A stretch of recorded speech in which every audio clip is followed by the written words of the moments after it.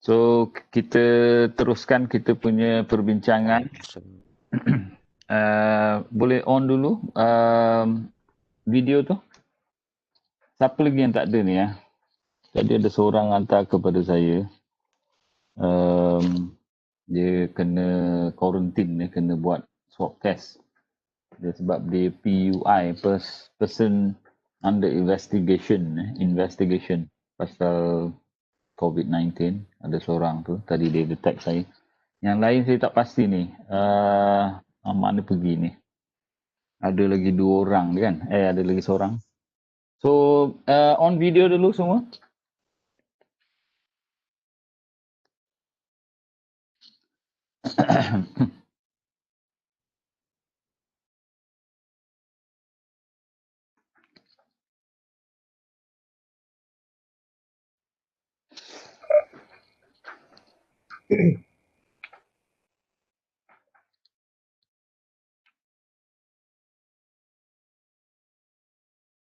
Okay, dah baca-baca dah. Dah tengok-tengok dah. Sempat baca. Pada sempat. Bolehlah pelan-pelan lah ya. Allah. Sebab aktiviti ni dia tak boleh tunggu last minute sebab dia aktivitinya berterusan. Saya punya suggestion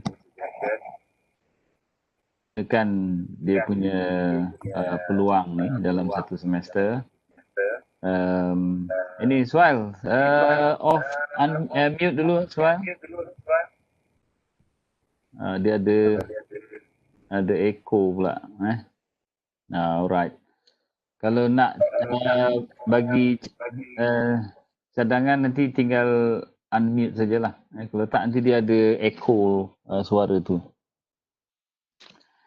Okey, saya kata ini tugasan ni berterusan. Saya punya cadangan, ambil kepeluang kesempatan dalam semester ni, semasa ambil kursus ni, untuk terus bekerja dengan PSM anda.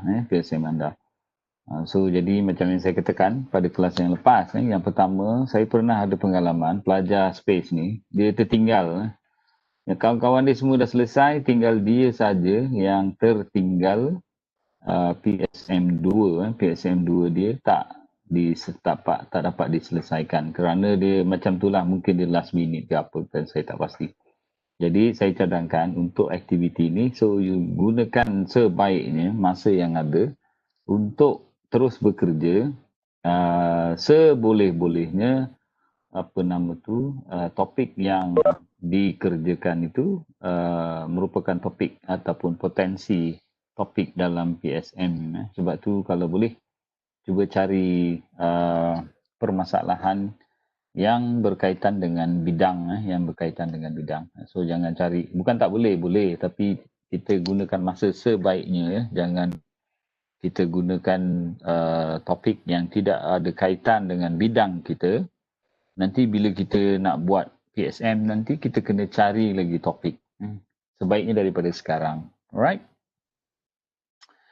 Okay, hanya sebahagian ni yang boleh on ni. Yang lain saya tak tahu ni boleh on tak boleh on. Kalau tak boleh on, ada masalah, nanti kena tinggal bagi tahulah. Alright, kalau rasa heavy sangat, so boleh offkan dia punya video tu. Alright, biar saya share saya punya bahan ni sedikit. Yang ini e-learning yang saya dah boleh akses. Dan ada beberapa yang saya dah upload tu. Ini e-learning dia lah. Saya tak pasti sebab dalam rekod saya tu ada section 1 dan section 4. Jadi semua saya tak pasti. Jadi kalau section 1 dan section 4 ni adalah kumpulan yang sama. So saya harap benda ni betul lah. Sebab saya tengok rekod kat sini ada 0104. 0104. So hopefully semua yang ada dalam kelas ini merupakan kumpulan section 1 dan section 4.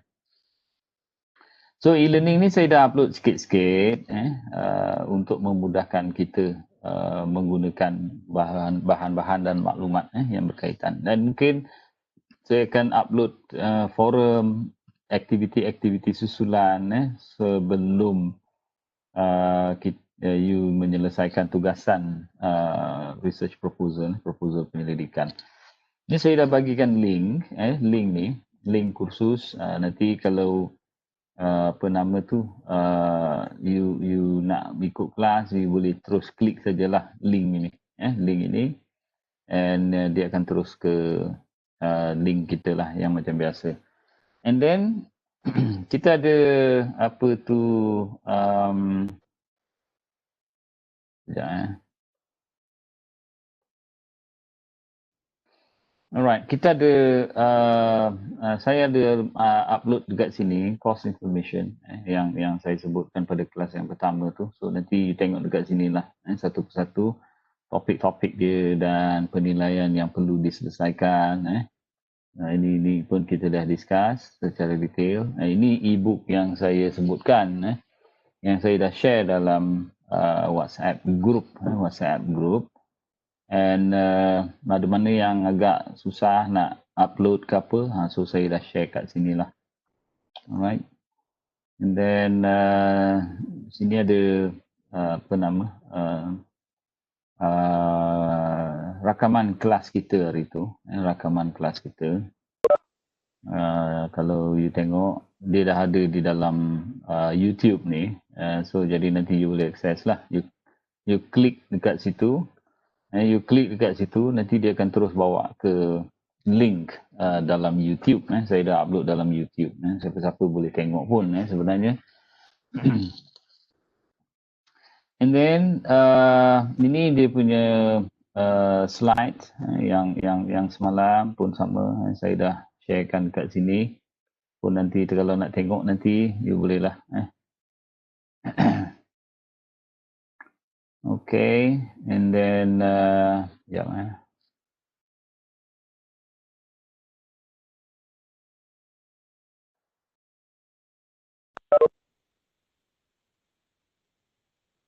Okay, yang ini pula dia punya structuring chapters in thesis. Ini pun sama, saya dah sharekan link dia. So you boleh buka and then you boleh tengok sendirilah. Ini dalam blog saya upload dalam blog tu, dan you boleh tengok satu-satulah. Belajar sikit-sikit. Dia kena pelan-pelan lah. And then kita juga sharekan satu lagi yang menarik ni lah. Ini saya punya pandangan lah. Ini kaedah menyiapkan bab 1. Kaedah menyiapkan bab 1. Saya harap cadangan yang saya tuliskan kat sini boleh memberikan sedikit gambaran macam mana nak menyiapkan bab 1. Apa aktiviti yang perlu dilaksanakan dan juga macam mana nak dilaksanakan. So jadi ini aktiviti yang pada saya fundamental untuk dipertimbangkan dalam bekerja menyiapkan bab 1. So saya senaraikan flow dia ni. Ini berdasarkan pengalaman saya lah selama menyelia beberapa tahun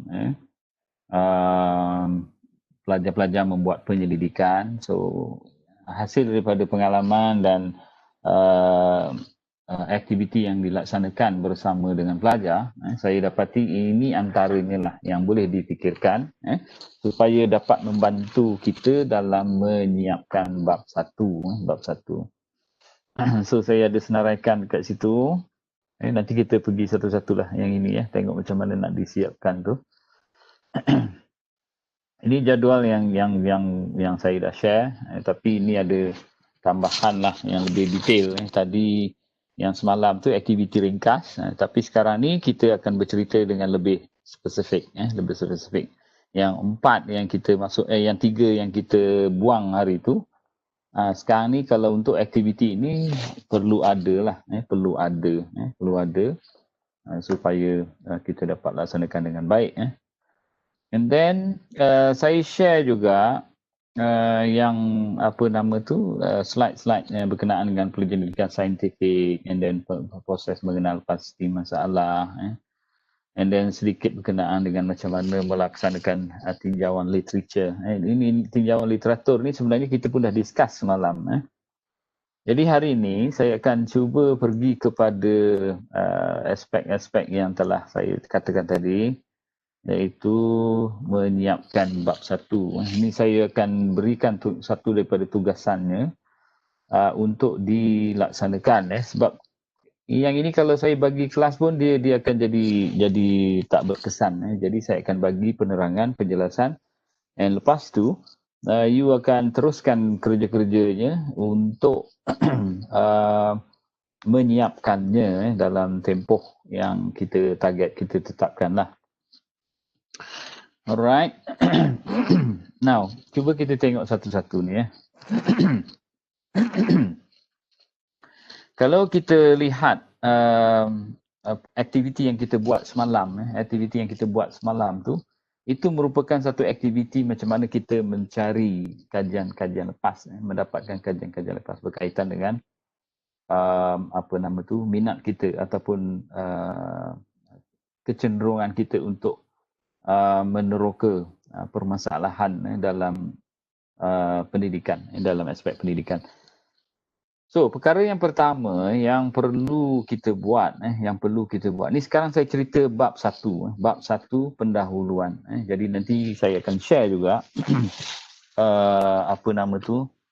bab 1 contoh daripada bekas pelajar saya. Sebab benda tu dah lama, jadi nanti saya cubakan share untuk dijadikan bahan rujukan. Sekejap . Okey, berkenaan dengan tugasan tu, saya punya cadangan. Ni saya cuba upload kejap lagi . Nah, mulai sekarang ni, kita dah perlu kenal pasti. Perlu kenal pasti apa yang kita nak buat. Ini saya punya pandangan, saya punya cadangan. Supaya kita kenal pasti apa kita nak buat. Mau atau tidak, so kita kena kenal pastilah daripada sekarang. Now, cuba kita tengok yang ini kejap ya. Ini dia punya.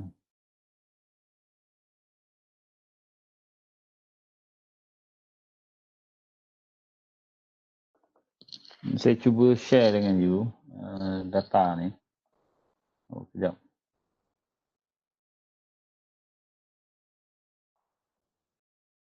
Belum baca lagi dia.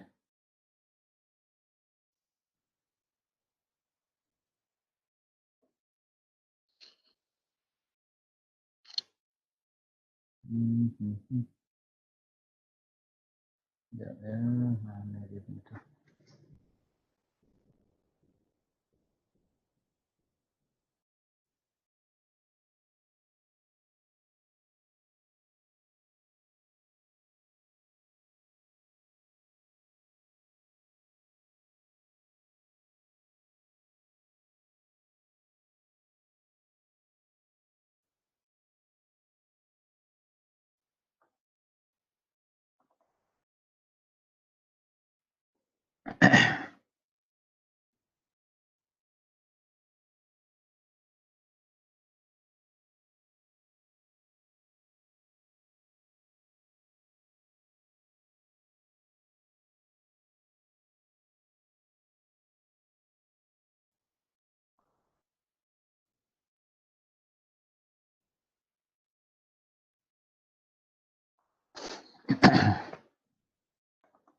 Okey, ni contoh ni kalau saya kata untuk semakan nanti so you boleh semak sendiri.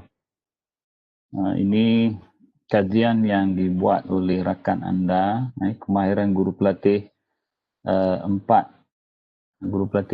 SPH, 4 SPH dalam pengajaran amali di Fakulti Pendidikan. Ini dah lama kajian, tapi saya bagikan contoh untuk you semak, dan untuk dipikirkanlah macam mana kajian PSM anda untuk dilaksanakan. Kalau you perhatikan dekat sini, muka surat total tu ada 110.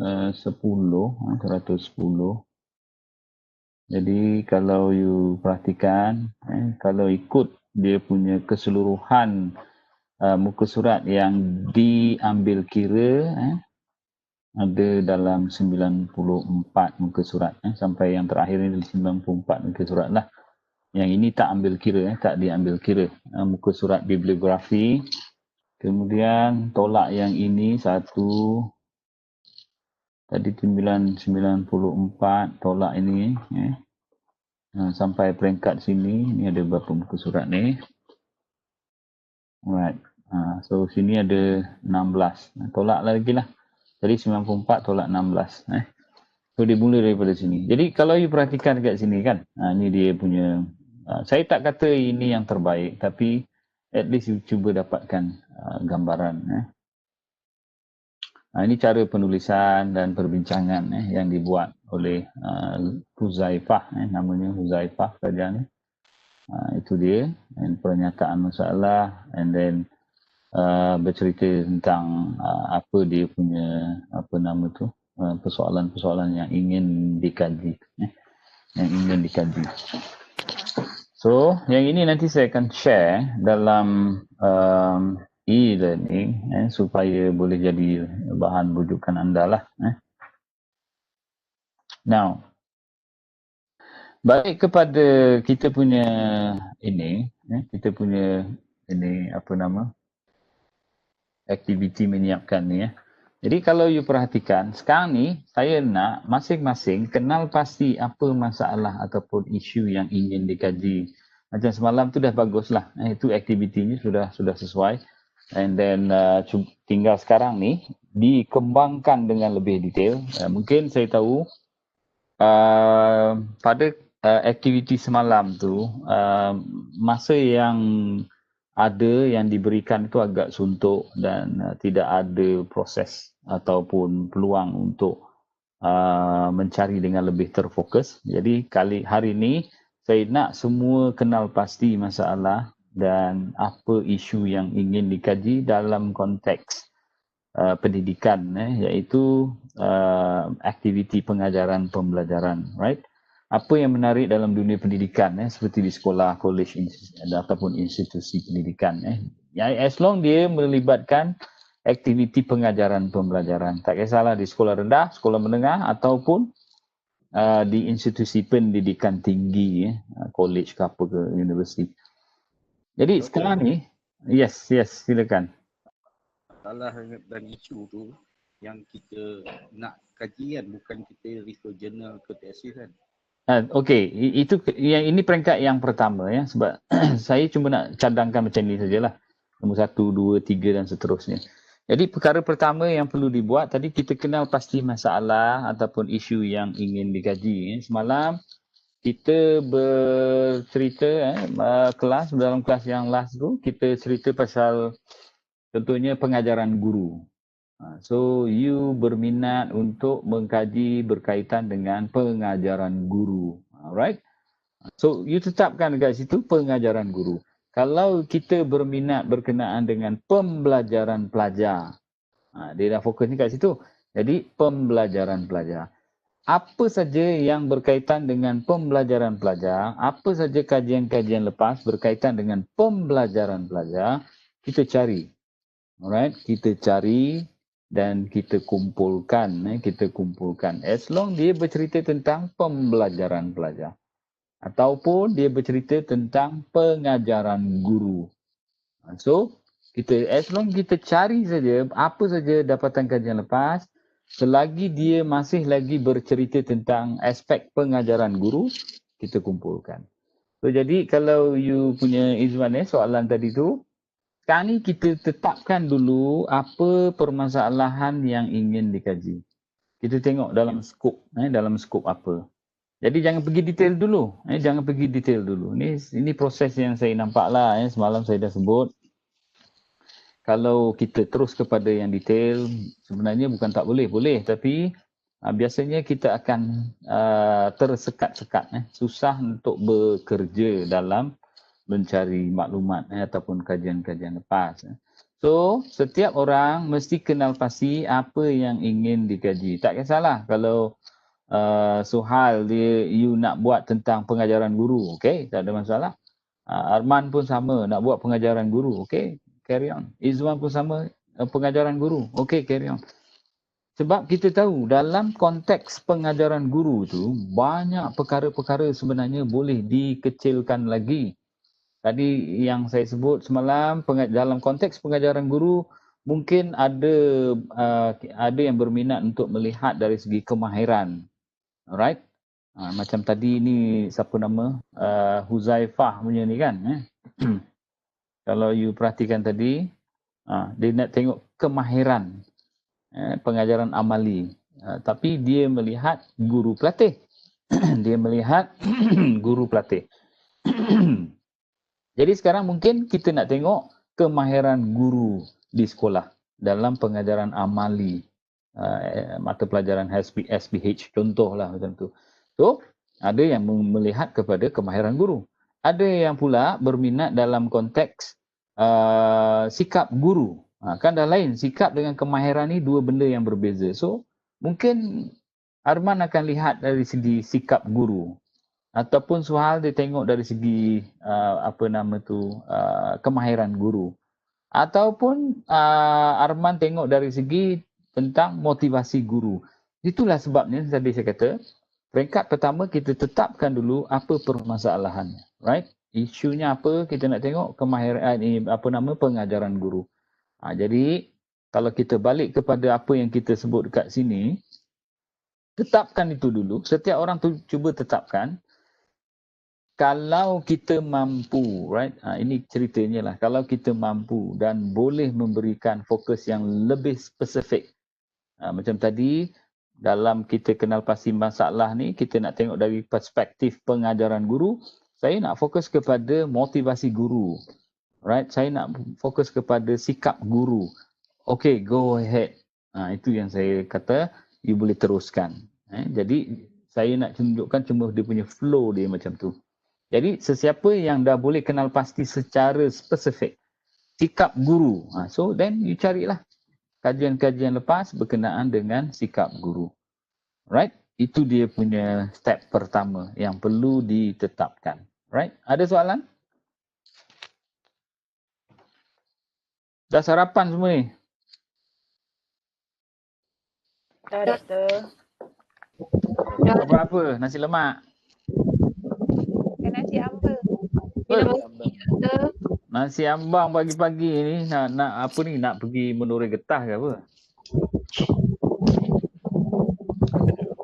Betul ya. Dah biasa makan nasi je, tak apalah. Okey, carry on makan nasi. Yang penting ada sarapan. Pagi-pagi ni perut jangan dibiar kosong. Mak saya dulu pun sama. Pagi-pagi dah makan nasi. Itu dia punya daripada dululah, sebab orang tua saya ni arwah lah, dah tak ada dah. Pagi-pagi memang dia kerjanya makan nasi. Sebab lepas subuh dia dah gerak pergi ke kebun getah, Menuri Getah. Kalau tak makan nasi, mana tenaga nak ada kan? Tapi tak apalah. Kalau kita dah biasa makan nasi, it's okay. Okay, so jadi faham semua ya? Maknanya kita kenal pasti apa permasalahan yang kita nak kaji. Dan yang paling penting, permasalahan tu mesti berkaitan dengan bidang. Jangan pergi cari benda-benda lain lah. Kalau katakanlah kita nak tengok motivasi guru. Motivasi guru, guru siapa? Guru PTV. Ada kaitannya, masih ada kaitan. Right? Tak ada masalah you nak kaji motivasi. Tapi dia punya motivasi itu adalah guru PTV. Itu dia kena ingat macam tu ya. Ataupun kalau pelajar, you nak kaji pelajar, motivasi pelajar yang sedang belajar dalam mata pelajaran apa? KH ke, lukisan technical drawing, lukisan technical, apa lagi yang berkaitan dengan mata pelajaran teknikal dan kejuruteraan ataupun PTV di sekolah. As long dia ada kaitan dengan bidang pengajian, okay, it's fine, right? Sikap guru ni sebenarnya bercerita pasal psychological, tetapi dikaitkan dengan sikap guru PTV, guru KH, guru ini dan sebagainya. Alright? Okay, boleh yang itu? Alright, kalau okey dah jelas. Sekarang step yang kedua, buat perbincangan umum. Ini kena ingat ya, ini kita yes, Minta maaf, Doktor. Akmal. Apa dia? Doktor, contoh dalam kajian tu, Alright. dalam kajian saya, contoh saya kajian yang saya nak ambil nanti kan, Mm-mm. contoh dalam permasalahan, saya berfokuskan pada satu permasalahan and then saya kaitkan dengan pelbagai aspek, contoh melibatkan guru, pentadbiran dengan murid. Boleh Okey, saya sekarang gabungkan ke apa? boleh, tak ada masalah. So sekarang ni cuba bagi contoh. You nak kaji permasalahan apa dulu? Cuba sebutkan. Permasalahan tentang subjek pendidikan moral. Pendidikan moral kan? Kalau Ya. pendidikan moral, maknanya dia tidak berkait dengan bidang pengajian kita. You bidang KH kan? Ya. Jadi, Okey. so kena cari yang ada kaitan dengan bidang pengajian. Sebab nanti bila you buat PSM nanti, dia akan balik kepada situ. Penyelia dia akan tanya apa permasalahan atau topik yang kita nak buat. Jadi kalau kita kata pendidikan moral, nanti dia akan kata okey, cari yang berkaitan dengan bidang. So dia nanti dia akan nak macam tu lah. Bidang kita lagi. Faham. That's right. Terima kasih, Doktor. Okey, bagi saya 5 minit sambil you fikirkan permasalahan tu, bagi saya 5 minit ya.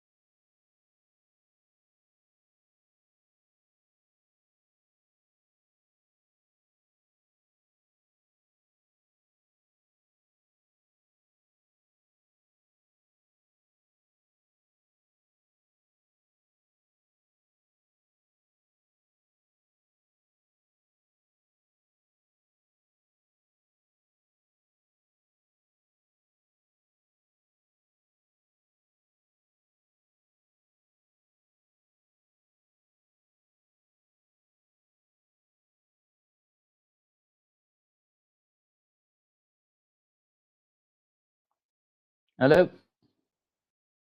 Yes. Sorry. Tadi ada incoming. Rakan baik saya tadi dimaklumkan meninggal dunia. Jadi mungkin tengah hari ni kot. Saya akan cuba pergi berziarah dia lah. Alhamdulillah tu.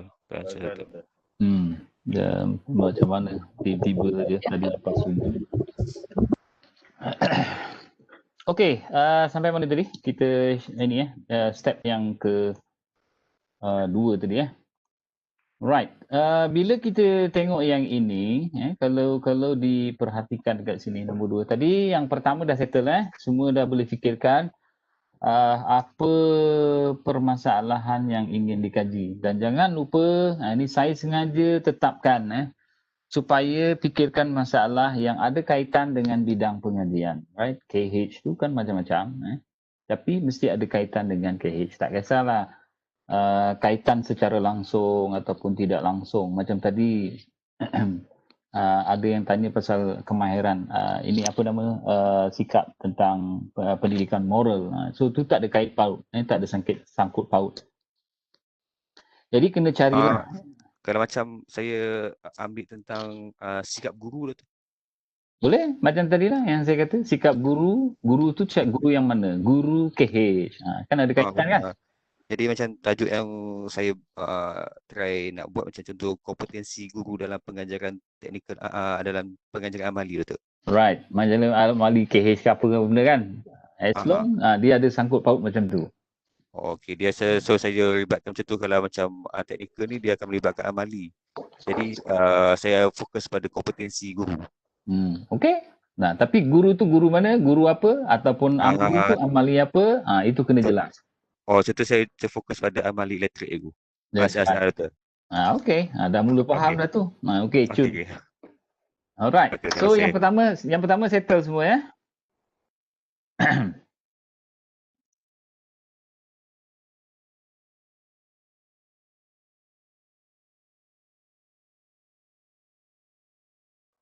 Okey. Sekarang ni kita tengok yang kedua.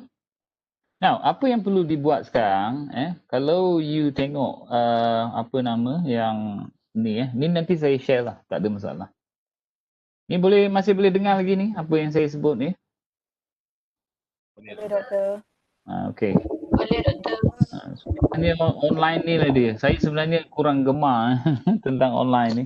Tak dapat nak tengok muka-muka you ni.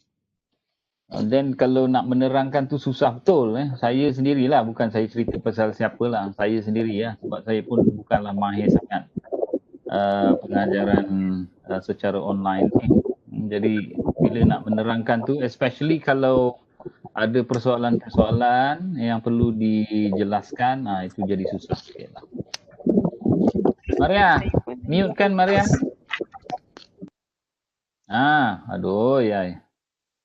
Okey, kalau you tengok ni struktur dia lah yang saya sharekan dengan you tu pun sama macam mana dalam satu bab tu distrukturkan. Bab yang pertama, katalah bab satu ni, bahagian yang pertama kita ada pengenalan.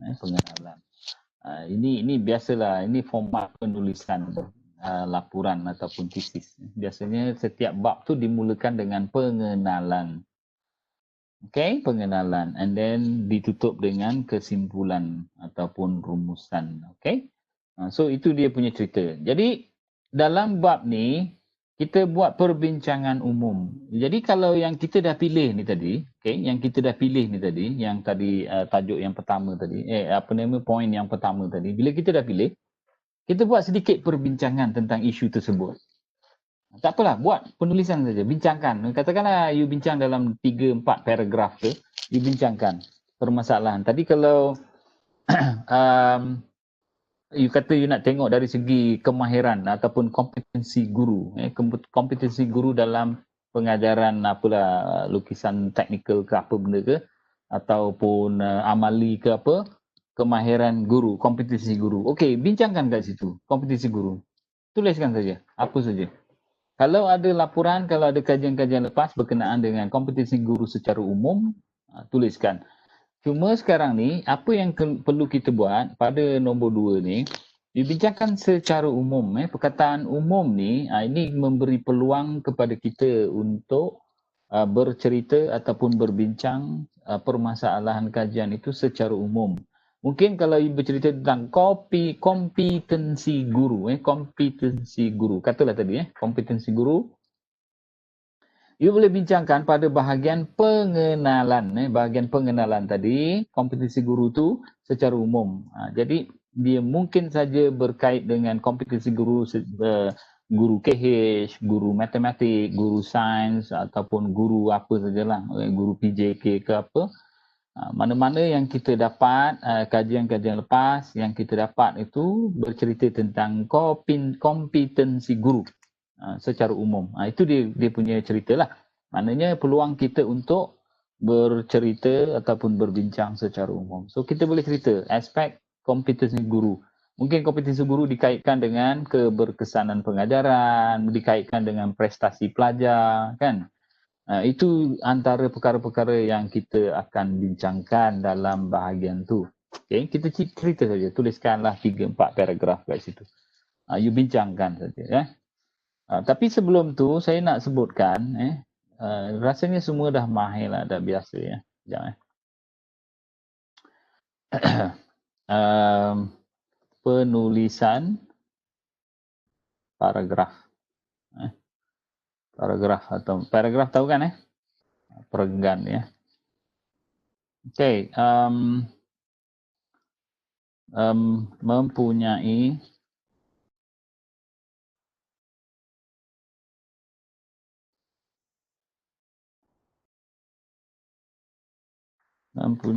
idea utama. So ini biasa, right? Ini biasa. Rasanya semua mahir lah, semua dah faham ni masa sekolah dulu pun dah diajar ni, cikgu dia ajar. Mempunyai idea utama. Lepas itu idea sokongan. Right?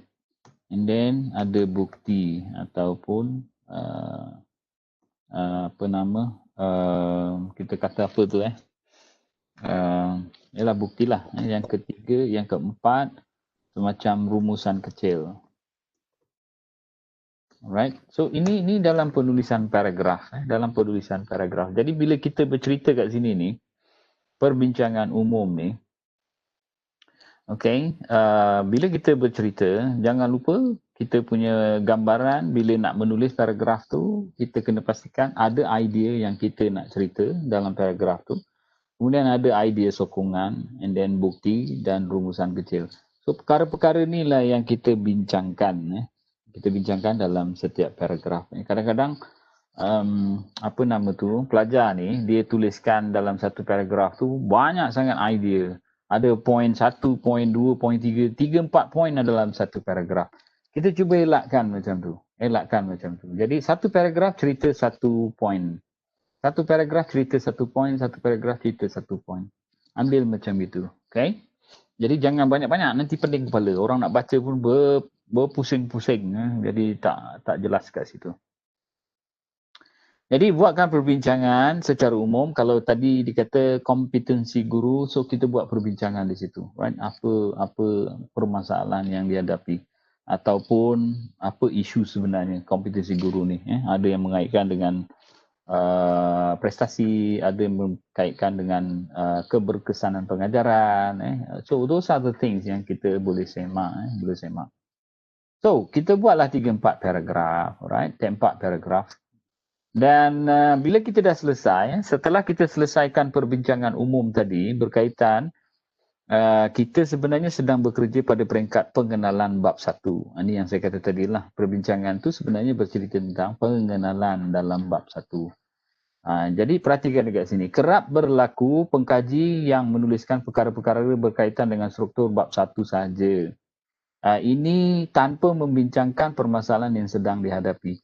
Ini banyak berlaku, kerap berlaku. Biasanya dalam bahagian pengenalan bab 1 tu, ada penulis ataupun penyelidik ataupun pelajar, dia tuliskan struktur bab 1 tu. Dia cuma tulis bab ini membincangkan ni dan seterusnya. Right? Terus masuk bahagian latar belakang masalah. Boleh tulis macam tu, tapi sebenarnya kita tak cadangkan macam itu 100%. Kalau sebab biasanya yang perlu dibuat, macam tadi yang saya kata, kita bincangkan permasalahan tu secara umum, and then dalam paragraf-paragraf akhir tu, baru kita masukkan perbincangan tentang struktur bab 1. Sebab itu dalam poin nombor 4, perbincangan berkenaan struktur bab boleh dilakukan pada perenggan-perenggan akhir perbincangan, right? Itu dalam bahagian pengenalan. Jadi kalau you perhatikan kat sini, dia cerita macam tu, dalam bab yang terakhir, dalam paragraf yang terakhir tu, dia dah cerita ni permasalahan ni secara umum kan? Jadi masuk kat sini, dia kata bab ini menjelaskan tentang, and then teruskanlah. Ini bercerita tentang struktur, okay, struktur bab. Alright, struktur bab. Okay, barulah masuk kepada latar belakang masalah. Jangan terus ini saja. Jangan terus struktur bab ini. Bab ini menjelaskan tentang latar belakang masalah, pernyataan masalah. Jangan buat macam tu. Biasanya kita terangkan dulu permasalahan secara umum, macam cara yang saya sebutkan. Barulah kita strukturkan bab tersebut. Okey, sampai situ ada soalan. Ada soalan? Silakan.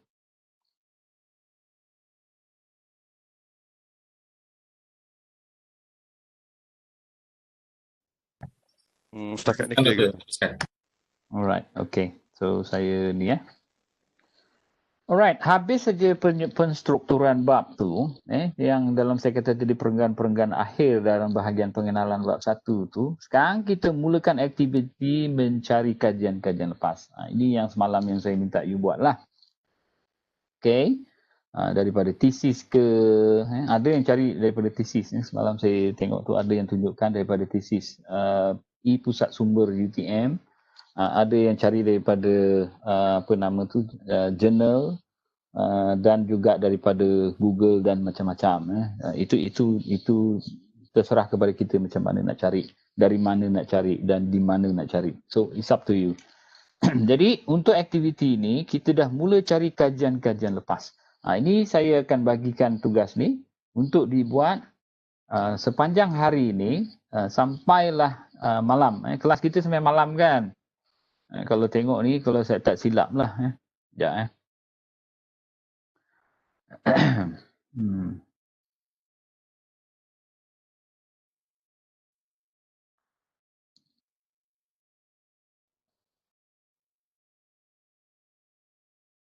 Okay, kalau tengok tu, tegak kita punya kelas tu sampai ke malam.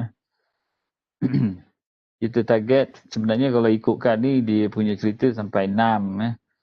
Tapi nanti saya fikirkanlah, kalau tak perlu sampai malam, kita sampai petang tu, okay, dan kita fikirkan supaya tugasan tu kita boleh selesaikan. Right? Now, okay, so ini kita nak supaya selepas ini teruskan aktiviti mencari macam yang semalam tu. Cuma sekarang ni jangan lupa pastikan permasalahan kajian yang ingin dikaji itu sesuatu yang berkaitan dengan bidang pengajian, right? Bidang pengajian. So, apa yang perlu diteruskan kat sini ialah macam yang kita dah buat tu, nama penyelidik apa semua tu, jadual ni kita masukkan dalam jadual tu. Sekarang ni apa yang perlu dibuat, okey? Apa yang perlu dibuat, Ini contoh dia ya. Macam saya kata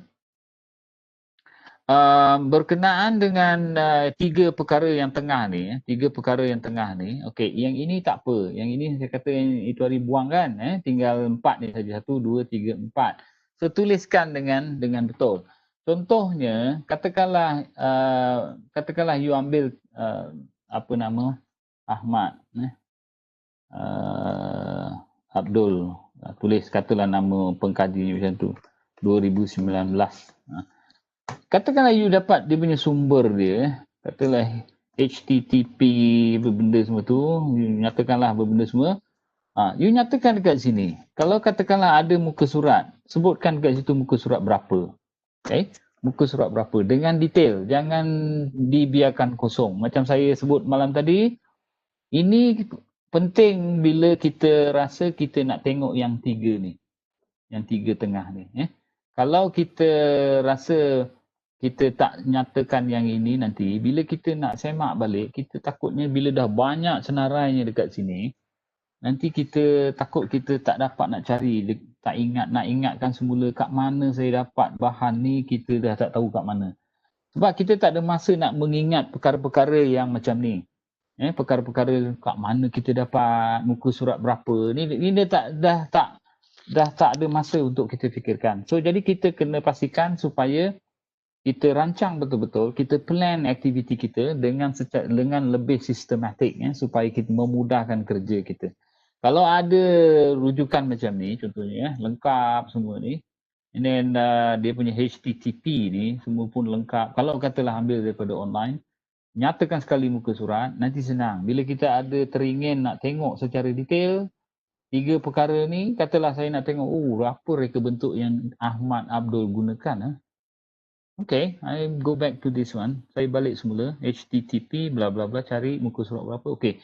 Alright, now saya tengok satu-satu detail dia satu. Dan populasi dia macam mana dia pilih. Dia pilih populasi macam mana. Siapa yang dia pilih dan sebagainya. Dan instrumen yang dia gunakan, saya nak tengok apa instrumen yang dia gunakan. Soal selidik ke, temu bual ke, apa ke. Kita boleh cari secara langsung. Terus tanpa perlu mengingat di mana. Okay? So itu yang paling penting lah. Untuk sementara, biarkan dulu yang 3 ni.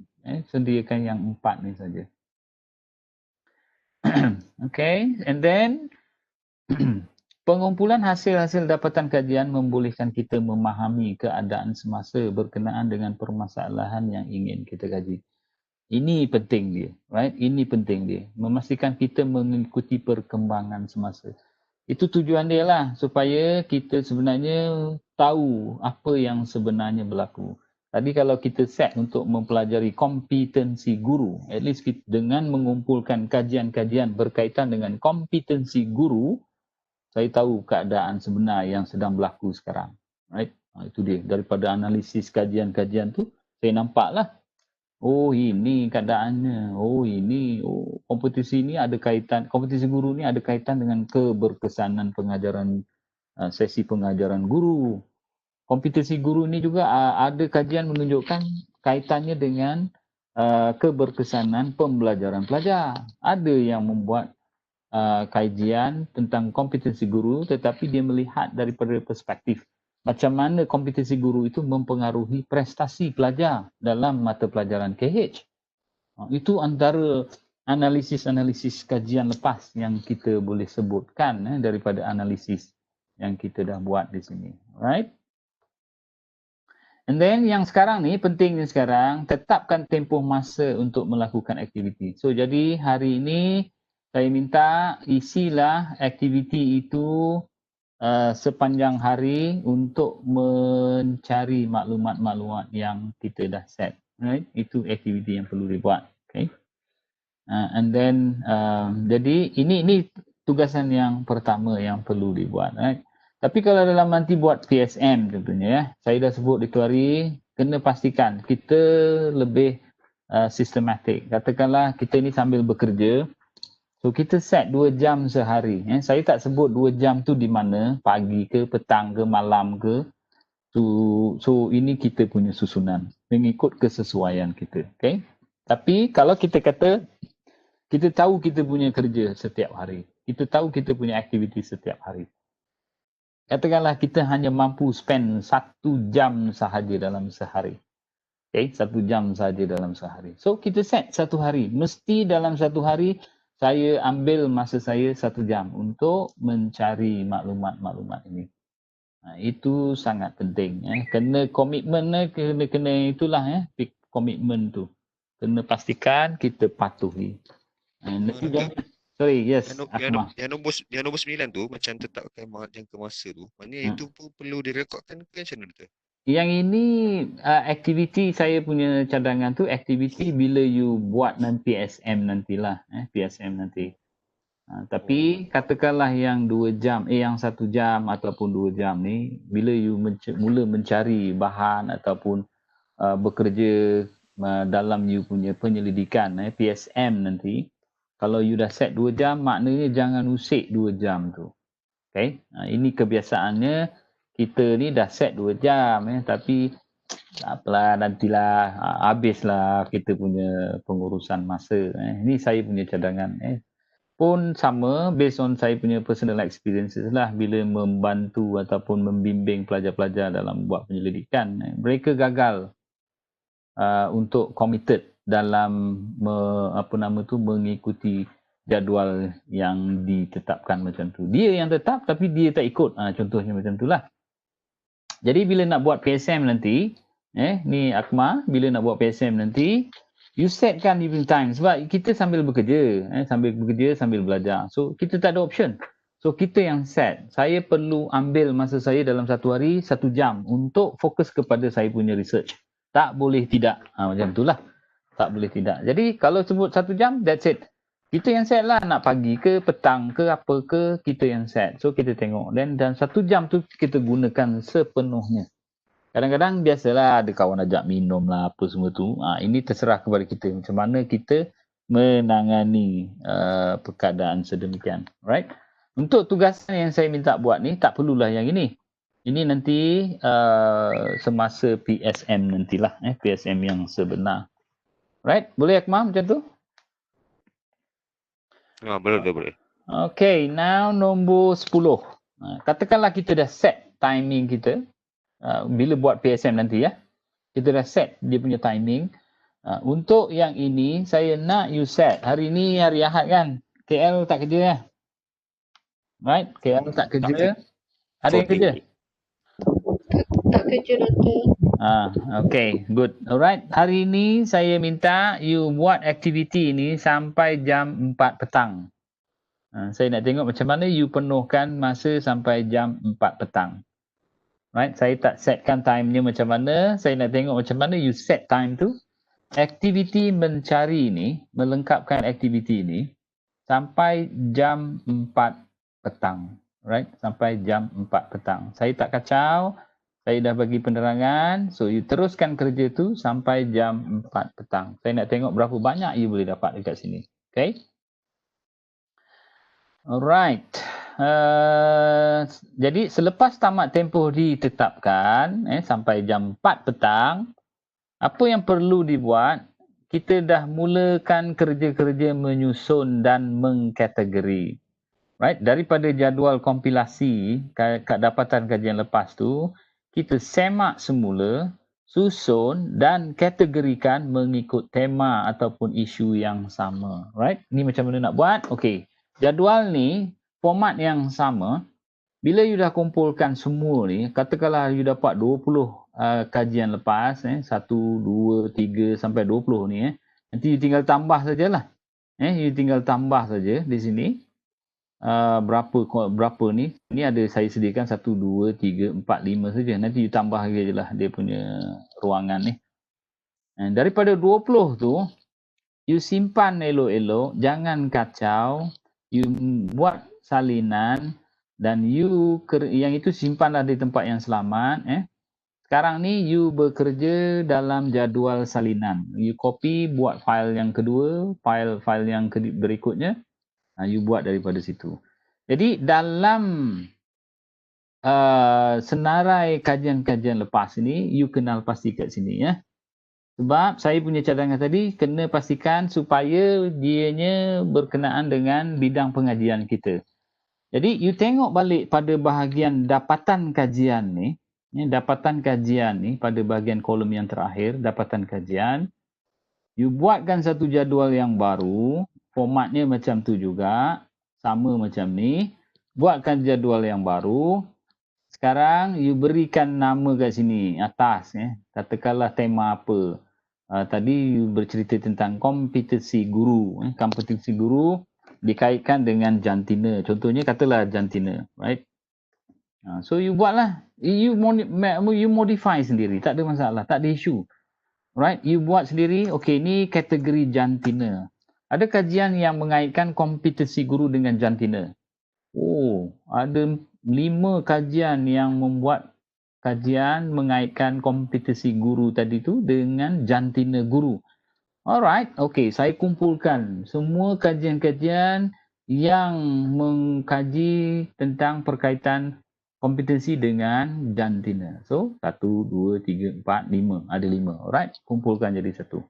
Kemudian, tema yang kedua pula. Ada banyak juga kajian ni mengaitkan dengan apa nama tu, keberkesanan pengajaran guru. Okey. Buatkan lagi satu table, kelompokkan dia dalam keberkesanan guru. 1, 2, 3, 4 dan seterusnya lah. Right? Itu yang perlu dibuat, iaitu apa nama tu, kita punya aktiviti menyusun dan mengkategori. Habis saja apa nama tu, mengkategori itu, yang perlu dibuat adalah pada bahagian ni, analisis ringkas berkenaan dengan dapatan kajian yang ditemui. So, daripada kategori-kategori tersebut, sekarang ni buatlah analisis. Right, analisis dia. Okay. Katalah macam gini. Perbincangan, ni contohlah berkenaan dengan kompetensi guru. Banyak, telah banyak dilaksanakan oleh pengkaji terdahulu. Contoh macam ni didapati bahawa, dia punya analisis bahawa kompetensi guru memainkan, ni ayat kita yang set lah memainkan peranan dalam mempengaruhi keberkesanan pengajaran guru di dalam kelas. Ni tengok dia punya cara dia. Kajian Ahmad Abdul 2019 mendapati teruskan, right? Habis Ahmad punya. Manakala kajian Siti Fatimah 2019 juga mendapati bahawa, ni kan dalam kategori yang sama kan, bahawa sebutkan. Oleh itu, kan kita dah mula cerita buat analisis kan, kita dah menganalisis. Dapat dikatakan kompetensi guru sangat penting kepada proses pengajaran guru di dalam kelas.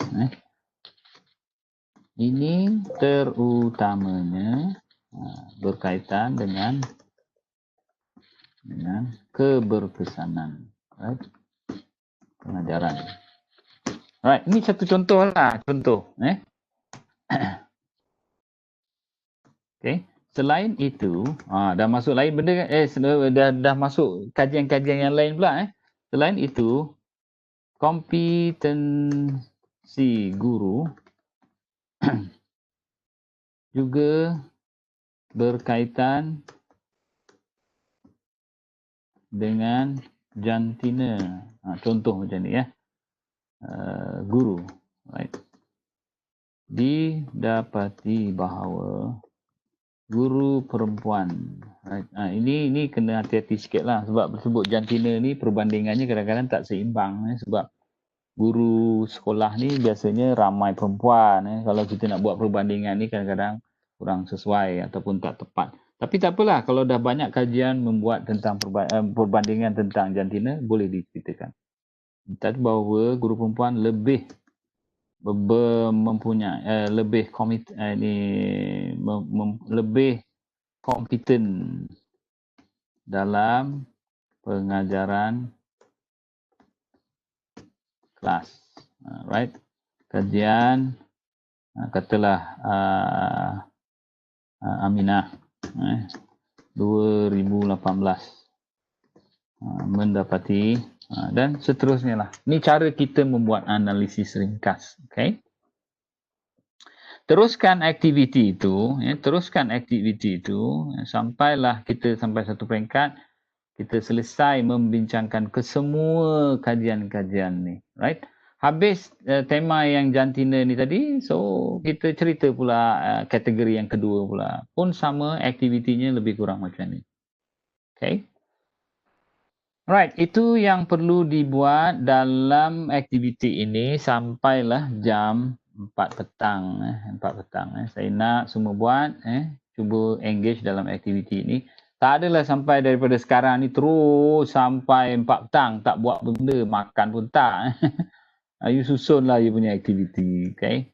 Katalah selepas ini ambil masa 2 jam, okay, break, buatlah aktiviti lain, right? Lepas tu sambung balik, lepas zuhur ke lepas lunch sambung balik, buatlah aktiviti, cari lagi dan sebagainya. Ataupun pagi ni you nak habiskan dengan mencari kajian-kajian lepas, petang nanti sampai pukul 4 you buat aktiviti mengkategori dan menyusun kajian-kajian lepas itu mengikut kategori-kategori tertentu.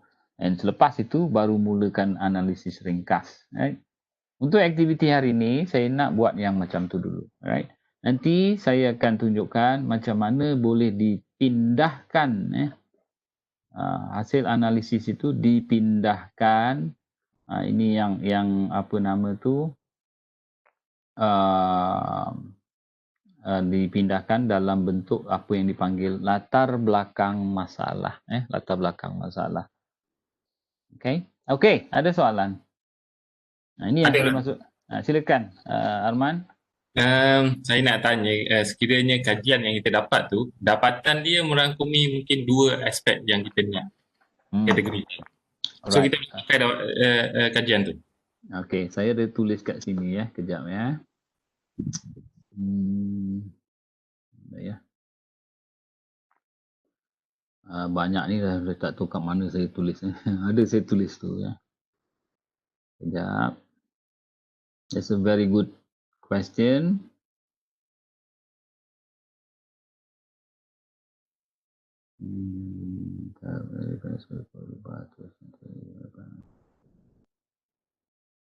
Ni dia. Nombor 13 soalan yang tadi tu, yang Arman tu dia.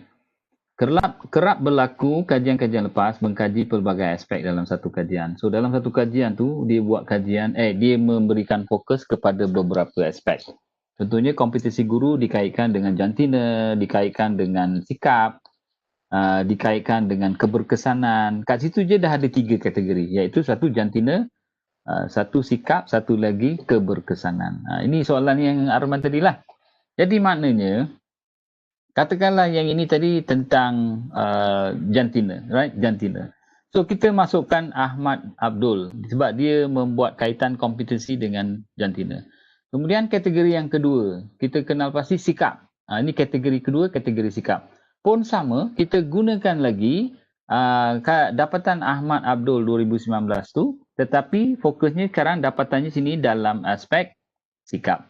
Dan juga kalau dalam kategori yang ketiga, kategori keberkesanan, so gunakan lagi sekali Abdul, tetapi sekarang dapatan kajiannya memfokuskan kepada keberkesanan pengajaran. Macam itulah Arman.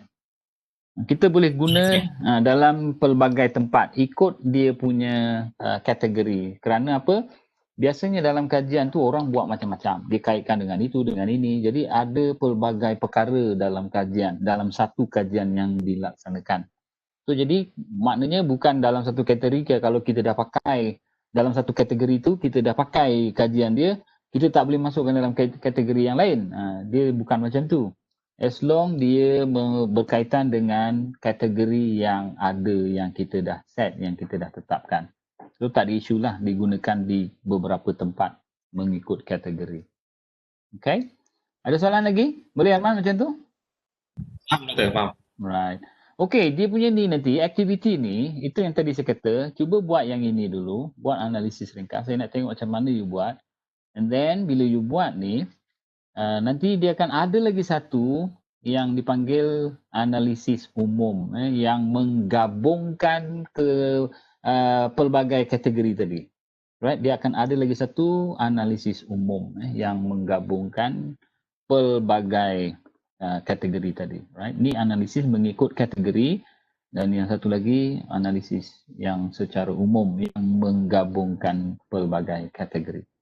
So itu aktiviti yang perlu dibuat untuk hari ini sampai jam 4 petang.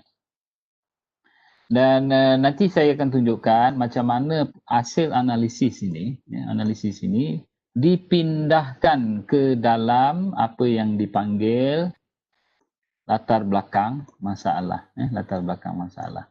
Ini dia lah yang saya akan tunjukkan nanti. Alright. Okey, ada soalan lain tak sebelum saya tinggalkan you dengan kerja-kerja itu? Tentang bahan apa semua tu nanti saya akan upload dari semasa ke semasa lah. Supaya nanti boleh diguna pakai. Boleh diguna pakai. Right. Saya akan juga ni nanti. Apa nama? Huzaifah ni.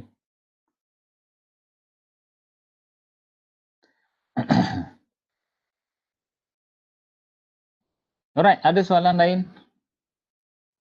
Doktor. Silakan, soal.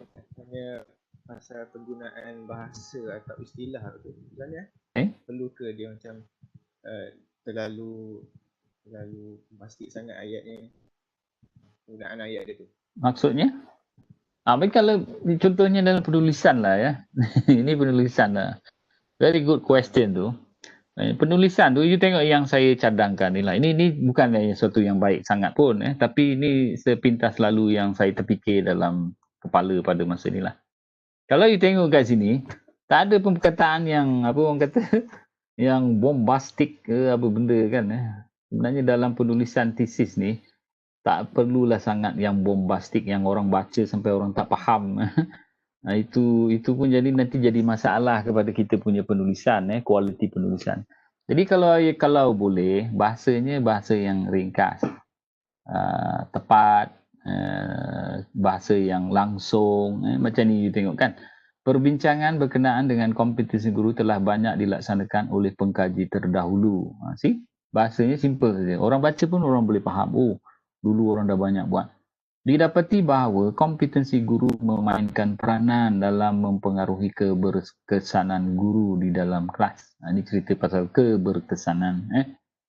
Kajian Ahmad Abdul 2019 mendapati ceritakanlah apa yang dia dapat. Manakala kajian Siti Fatimah 2019 mendapati bahawa nyatakan apa dia yang Fatimah dapat. Oleh itu, dapat dikatakan kompetensi guru sangat penting kepada proses pengajaran guru di dalam kelas. Ini terutamanya berkaitan dengan keberkesanan pengajaran. Macam inilah lebih kurang. Jadi tak payah pening-pening, tak payah fikir-fikir ayat yang susah-susah, simple saja ayatnya. Supaya yang paling penting, kalau menulis ayat tu kan mesti ada subjek, ada predikat dia kan. Saya pun tak mahirlah sangat bahasa ni nak menulis macam mana, tapi yang saya faham macam itulah, ada subjek, ada predikat. Subjeknya apa, predikatnya apa. Predikat ni yang menerangkan tentang subjek tersebutlah. Boleh macam tu? Boleh. Ini contoh. Contoh ni lah nanti saya share kat situ ya. Saya sharekan dalam e-learning. Alright, ada soalan lain? Silakan. Sebelum saya tinggalkan you dengan aktiviti tu. Doktor, aktiviti ni kena hantar bila doktor? Selesaikan jam 4. Nanti saya sediakan dia punya platform dalam e-learning. So you upload dalam e-learning tu lah. Dalam e-learning. Right? Ya doktor. Ini sebenarnya saya cadangkan aktiviti ni you buat betul-betul mengikut you punya minat. Topik yang berkaitan dengan bidang. Yang dengan bidang pengajian. supaya nanti aktiviti ini boleh dijadikan sebagai bahan penulisan tugasan proposal yang nak dihasilkan tu. Jadi tak perlu buat 2-3 kali kerja. So ini aktivitinya sebagai satu bahan untuk digunakan dalam menyiapkan tugasan proposal nanti. Alright. Okay, ada soalan? Boleh tak? Ni agak-agak boleh tak buat? Doktor, tanya dulu. Silakan. Tak, yang tugasan proposal tu, nak tanya dia punya paling limit muka surat tu. Kan ada dalam tugasan tu. Rasanya dalam narai tugasan tu ada rasanya kejap.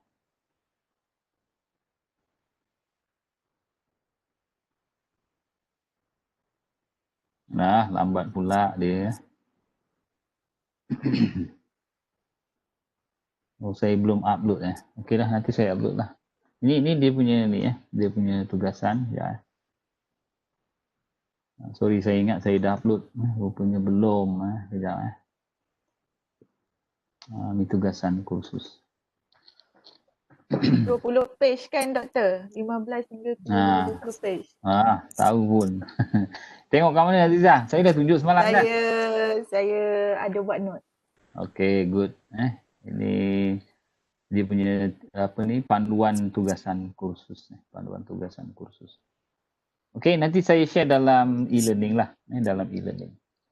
Okay, ada soalan lain lagi? Nur Faizah, nampak kan? Okay, nampak.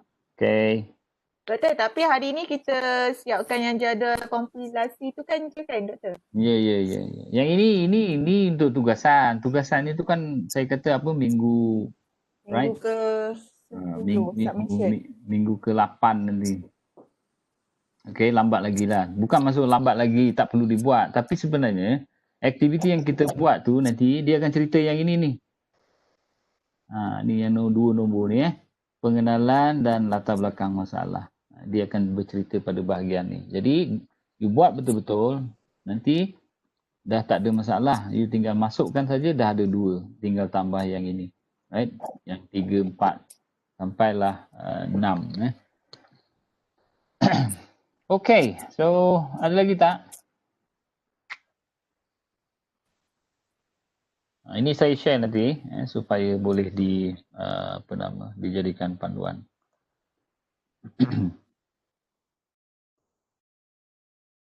Ya,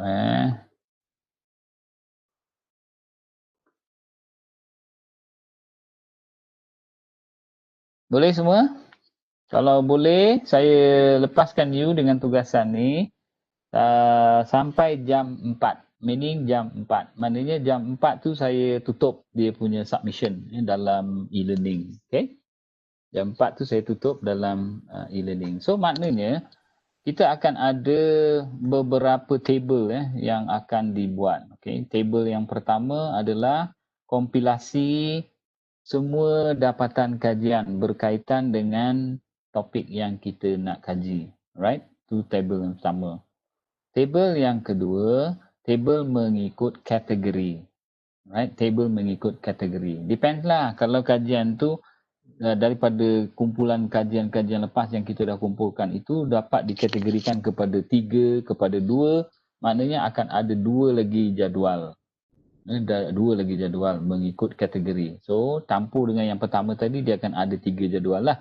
Satu tadi yang kompilasi semua kajian-kajian lepas berkaitan dengan topik yang kita nak kaji, dan 2 lagi pecahan mengikut kategori yang kita dah kelompokkan daripada senarai kajian-kajian lepas yang pertama tadilah. So itu bergantung yang tadi yang kedua, peringkat yang kedua tu saya kata mengikut kategori. Kalau kategorinya ada 3, macam tadi ada kategori jantina, ada kategori keberkesanan, ada kategori sikap. So maknanya akan ada tambahan lagi 3 jadual yang kita sediakan untuk kita upload. Okey, itu tugasannya sampai jam 4. Jam 4 tu saya tutup dia punya dia punya submission. Ya, silakan. Kan nak tanya minima artikel yang doktor letakkan apa doktor? Tak, itu samalah saya kata. Saya tetapkan sampai jam 4 untuk submission.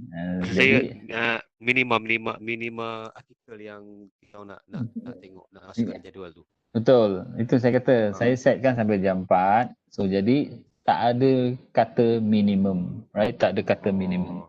Seberapa banyak yang boleh. Kalau you cari tak cari dengan serius, you cuma dapat 1-2, nanti yang susah kita sendiri. You nak buat proposal nanti, you tak cukup maklumat. Jadi you cari betul-betul seberapa banyak yang boleh. Tadi saya dah cadangkan cara pekerjaan itu. Katakanlah dari jam sekarang sampailah Zuhur, saya akan spend masa itu untuk mencari. So carilah. So kita ada katakanlah jam 1. Jam 1 ada masa lagi dekat-dekat 1 jam lebih ni. You cari seberapa banyak yang boleh berkaitan dengan topik ataupun permasalahan yang kita nak kaji, berkaitan dengan bidang. Selepas Zuhur, saya akan mulakan semakan dan pengkategorian. Itu dah tak cari dah. You cuma kerjanya sekarang pengkategorian. Kelompokkan kajian-kajian mengikut kategori. Masukkan ikut table masing-masing. Selepas itu sebelum jam 4, katakanlah sebelum tempoh submission itu ditutup. So you kata you nak buat semakan analisis mengikut kategori. So pada peringkat tu you buat hanya analisis, kerja-kerja menganalisis ringkas kajian-kajian lepas mengikut kategori yang saya dah contohkan kat sinilah. Ini analisisnya. Katakanlah aktiviti terakhir yang dibuat. Okay. So jadi bila dah selesai saja, then you upload. You upload. Okay. Upload dalam format PDF lah. Dalam format PDF. So jadi jangan lupa you punya kerja jangan you format save dalam format PDF semua. Kan nanti you nak ubah, nak tambah dah tak boleh. Nak kena convert dulu. Tapi yang you upload tu dalam format PDF. Dalam format PDF. Okay, clear tu? Clear dah. Alright. Clear. Doktor? Nak tanya satu, saya tak pasti yang bahagian muka surat tu. Yang muka surat tu, kita nak letak yang ada muka surat abstrak tu macam mana? Yang ini kan yang macam saya kata tadi, right? You ambil dari mana? Katakanlah you contohnya macam ni lah ya.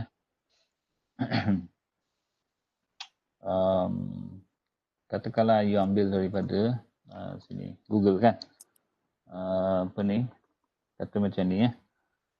Kajian itulah dalam bidang PTV kan, dalam bidang PTV. So kajian. Ni katalah kajian yang you dapat lah ya. Ni contoh dia ya. Contoh yang kita kata yang kita dah dapat cari.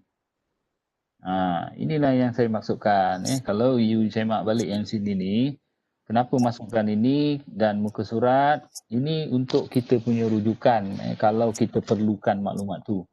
Ini dia. Ni dia punya HTTP kan? Masukkan dia kat situ. Okay. Katakanlah HTTP ni tadi tu, masukkan kat sini dia punya dapatan dia kan. Ni dapatlah. Okay. Kemudian muka surat. Muka surat berapa? Katakanlah kita dah baca, kita nampak, okay, katakanlah kita dah tengok, ni ada dia punya konsep dia macam ni. Muka surat 3. Alright. So tulis sajalah. Okay, muka surat 3. Ini cara dia. Jadi bila kita kata macam tadi yang saya kata, bila kita nak semak semula dengan lebih detail, tiga perkara ni, reka bentuk, populasi dan instrumen yang digunakan, dan kita boleh balik terus kepada sini. Right? Balik terus kepada sini. Senang. Tadi tak payah pening-pening. Ni kat mana? Cari dekat mana? Dapat dekat mana? Dah pening. Terpusing-pusing cari. Penyudahnya kita tak tahu apa benda yang digunakan. Katalah kita nak tengok reka bentuk yang digunakan. So kita klik dan kita dapat balik kat sini. Cuba tengok reka bentuk. Alright. Reka bentuk. Apa benda dia buat kaedah tinjauan bla bla bla. Pung-pung dia ni. Dia buat macam ni. Okay. Lepas tu kita nak tengok apa pula? Populasi dan persampalan. So tengok pula lagi populasi dan persampalan. Dalam orang asli 704 orang. Okey. Tuliskan aja lah. Kalau kita rasa kita nak tuliskan kat sini, reka bentuknya apa, populasi pensampelannya apa, and then instrumen yang digunakannya instrumen apa. So, tengoklah apa instrumen yang digunakan. Soal selidik. Alright, saya tulis kat sini soal selidik.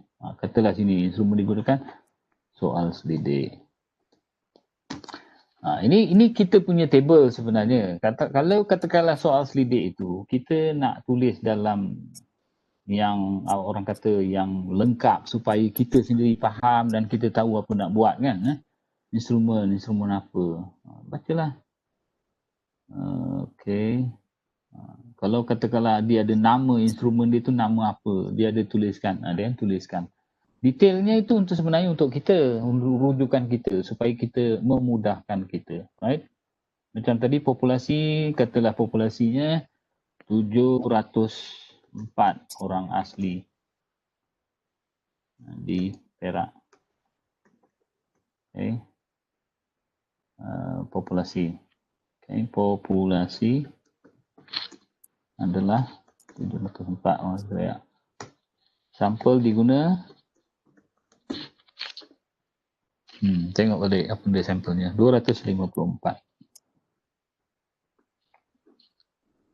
254.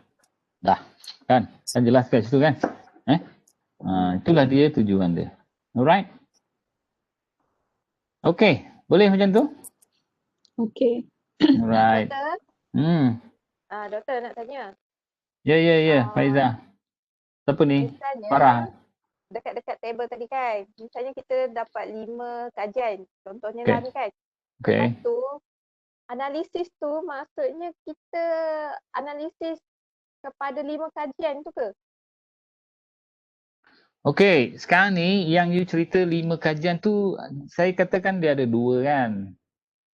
Right? Ada 2 Farah, ni saya cerita ada 2 Kalau yang lain mungkin kalau ada boleh bantu nanti lepas ni, siapa-siapa yang sedang buat tu cuba fahamkan dan jelaskan macam tu Saya kata dia ada 2, alright? Yang pertama, jadual kompilasi ke semua kajian-kajian lepas yang kita dapat cari, right? Itu yang pertama. Kemudian jadual yang kedua, kompilasi mengikut kategori. So daripada senarai yang pertama tadi, semua kajian yang dapat kita cari, kita kelompokkan dan kita kategorikan mengikut kategori dia. Jadi kita daripada katalah kita ada 10, kita dapat cari 10. So daripada 10 tu kita tengok ada 4 kategori. Right? Ada 4 kategori. 2 tentang ini, 2 tentang ini, 2 tentang ini, 3 tentang ini. Right? Jadi 2 ni ada satu jadual, 2 yang ini ada satu jadual, 3 yang ini ada satu jadual. Okay? Itu maksud dia lah. Jadi dia punya analisis dia adalah mengikut kategori. Itu dia, jadual ataupun table yang kedua. Bukan table yang pertama, table yang kedua. Okay? Macam tu faham? Faham tak? Kiranya jadual pertama tu secara keseluruhan apa yang kita cari tu kemudian kita pecahkan kepada ikut kelompok, kategori. Kategori. Yang analisisnya yang ikut kategori. Okay. Right. Okay. Okay, lain? Ada lagi? Lanjutkan masa boleh tak sampai pukul 5? Dia punya pengisi tak, bukan masalah lanjut tak lanjut. Ini masalahnya saya nak bagi latihan, bukan nak kata. So, kalau saya bagikan sampai pukul 8 malam pun dia result dia sama je. Macam tadilah kehadiran. Saya kata kita start 9.30. 9.40 masih lagi tak penuh. Kalau saya kata start 10.30 pun sama, pukul 10.30 pun tak penuh lagi. Dia punya isu dia sama je Jadi sekarang ni saya setkan you upload daripada pukul 4 sampai pukul 5. Itu tempoh yang you upload dalam tempoh sejam tu lah. So you upload dekat situ 4 sampai 5. Jadi bukan masalahnya saya kasih sampai pukul 8 ke apa, pukul 9, tak ada, bukan isu itu. Isunya sekarang ni saya nak latih you kerja mengikut waktu yang ditetapkan, right? supaya you punya kerja tu lebih berstruktur. Ini bukan kerja kejaplah petang nanti saya baru buat. Nah, bukan itu. Saya nak you practice macam mana cara kerja lebih sistematik. Okay. Jadi selepas ni saya tinggalkan you tetapkan masa. You nak guna berapa? 2 jam. 2 jam untuk mencari kajian-kajian lepas. Right? So 2 jam tu jangan guna benda lain. Cari. Masukkan dalam table. Dapat. Masukkan dalam table. Dapat. Masukkan dalam table. 2 jam. Selepas 2 jam, okey rehat. Katakanlah you solat zuhur ke lunch ke apa kan. Lepas solat zuhur, solat lunch, you teruskan dengan aktiviti mengkategori. Dah tak ada cari tau. Dah tak ada mencari lagi. Apa yang you dapat, you akan mula membuat kategori. Right? Kategori. Katakanlah you gunakan 1 jam untuk mengkategori. Mengkategori. So dalam 1 jam, you gunakan masa tu untuk buat table yang baru mengikut kategori. Lepas itu, selepas habis mengkategori, baru you masuk kepada aktiviti yang seterusnya iaitu membuat analisis ringkas berkenaan dengan dapatan kajian yang ditemui mengikut kategori. Okay, itu aktivitinya. Selepas saja habis tu, and then you upload. Right. Jangan lupa dalam menuliskan analisis tu, baca balik ayat yang kita tulis. Jangan sampai baca ayat yang kita tulis tu kita sendiri tak faham. Kalau kita sendiri tak faham, orang lain lagi tak faham. Itu dia punya latihan yang saya nak you faham. Bukan masalah pukul 5, pukul 8 malam. Tapi saya nak tengok you macam mana you structurekan you punya kerja. Ini sangat penting lah dalam proses kita melaksanakan aktiviti penyelidikan. Alright, boleh macam tu? Boleh, Doktor. Alright. Okay, ada lagi tak? Ada dah, Doktor. Alright. Okay, kalau tak ada, saya tinggalkan you dengan tugasan tu dan saya sediakan platform dia daripada pukul 4 sampai pukul 5 untuk di-upload lah. Jadi daripada tugasan yang di-upload tu nanti kita akan cuba gunakan sebagai bahan perbincangan nanti. Right? Itu dia punya cerita dia lah. Okay? So, kalau tak ada, saya harap apa yang saya minta ni jelas dan boleh dilaksanakan. Sekiranya ada apa pun masalah, you kena nyatakan dalam WhatsApp group. Jangan dalam email. WhatsApp group senang. Kalau dalam email kadang-kadang saya tak perasan.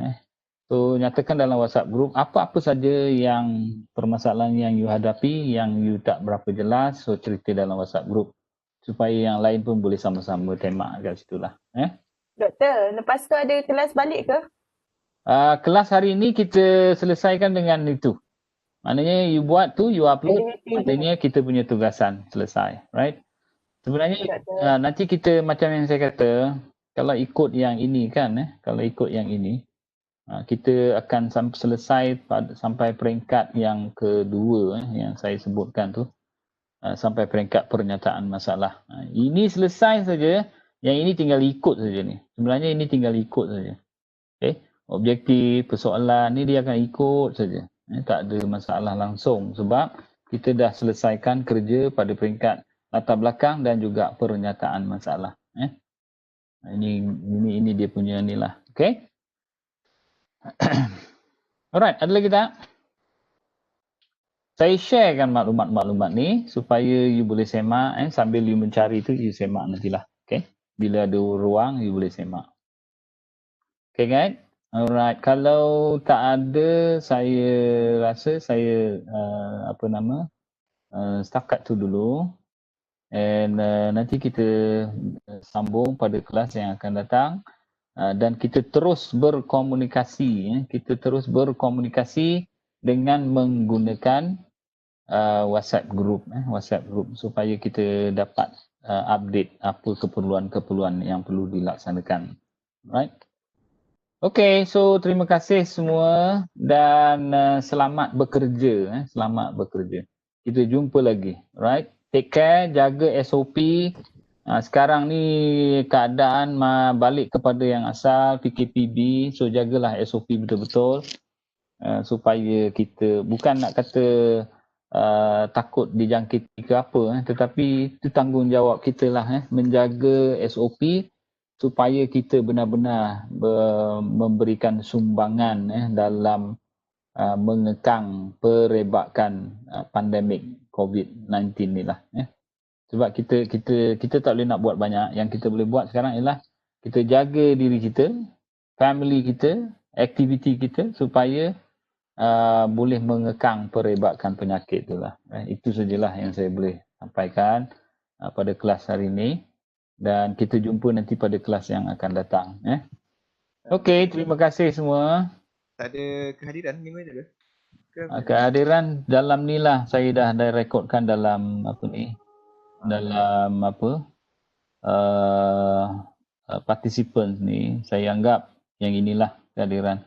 Nanti kalau saya boleh keluarkan dia punya QR code tu, nanti saya akan share untuk kelas yang akan datang lah. Okey, so terima kasih banyak atas masa yang diberikan dan selamat bekerja. Saya harap you boleh laksanakan kerja tu dengan lebih sistematik lah. Okay, terima kasih Doktor. Alright. Okay, Assalamualaikum Doktor, hati-hati. Terima kasih Doktor. Terima kasih Doktor. Alright. Thank you Doktor. Okay. Terima kasih Doktor.